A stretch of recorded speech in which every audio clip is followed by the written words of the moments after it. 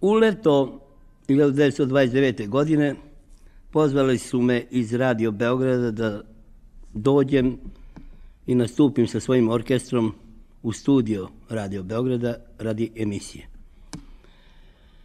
Pored mene, svi članovi orkestra bili su muzičari amateri, inače intelektualci. Evo nekih imena, odnosno, tako reći, celokupnog orkestra.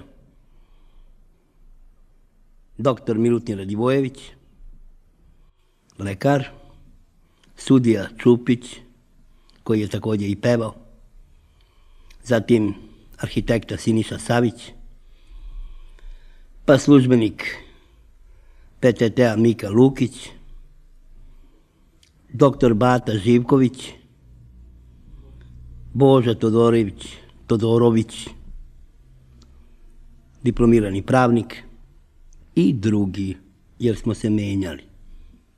Sve mene, razume se, i doktora Radivojevića.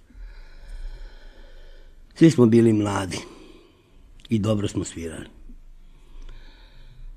Žao mi je što svi njih danas jedino mogu da oživim uspomene na te dane s doktorom Batom Živkovićem, potpukovnikom Jugoslovenske narodne armije.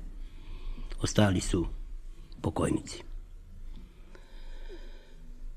Tada mi ni na kraj pameti nije bilo da ću toliko dugo imati mogućnost da sviram u to jedno uvo u mikrofon. I tada, kao i danas, najčešće smo svirali srpske narodne pesme i igre.